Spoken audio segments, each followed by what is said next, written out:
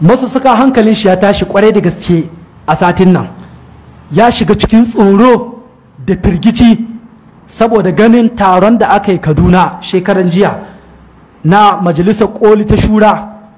Ya ga an gabatar daga cikin paper da aka gabatar akwai alkur'ani da hadisi abu guda ne, ba za a raba su ba. Kuma wanda ya gabatar da wannan paper Dr. Hassan dan gidan Sheikh Dahiru Usman Bauchi. To hankalin masu suka yi tashi, ya ga lallai taron dangi za a yi a karya shi ya zama khabaru kana, sai ya sheka ya koma can wurin 'yan wazifa, ya je Bauchi wai ya halarci wazifa. Kai in ba kana mayaudari makaryaci ba, kai da ka ce alkur'ani zalla kake aiki da shi, duk abin da bai cikin alkur'ani ba ruwanka da shi, me ya kai ka wurin wazifa? Me ya kai shi? Akwai wazifa cikin alkur'ani ne? Akwai. Sai ga shi da rike da carbi ya je ya ga bala'i ya tun karo shi.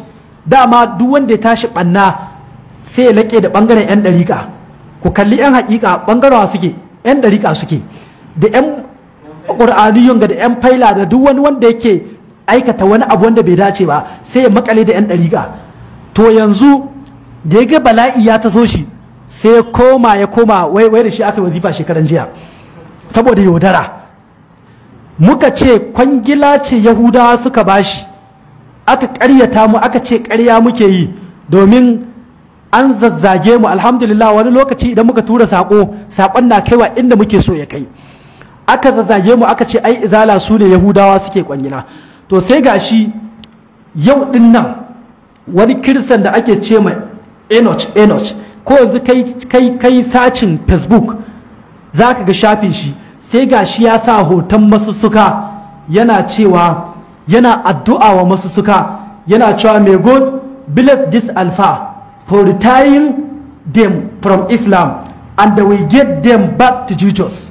Abin da ya sa kenan ya sa hoton masussuka, yana cewa Allah ya yi ma wannan malamin albarka, yana so ya masu ritaya daga musulunci, ya yi ma sauran malamai ritaya daga musulunci, daga nan mu kuma mu mai da su koma bauta Jesus. Abin da kirista ya faɗi kenan akan masu suka. Idan aka faɗa sai a ce ƙarya ne. Kuma Farfesa Mansur Ibrahim Sokoto shi ma ya screenshot ɗin postin ɗin wannan kiristan ya sa ga shafin shi.